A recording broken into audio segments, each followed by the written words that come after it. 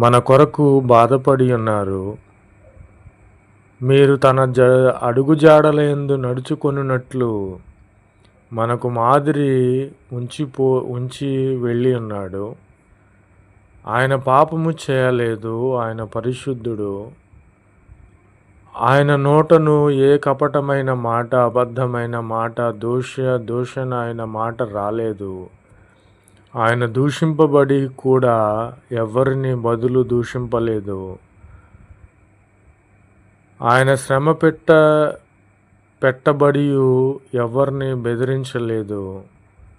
న్యాయముగా తీర్పు తీర్చే నా తండ్రి, నా దేవుడు ఉన్నాడు కనుక నేను వారిని అప్పగించి ఉన్నానని ప్రభువైన క్రీస్తు వారు సెలవిచ్చి ఉన్నారు.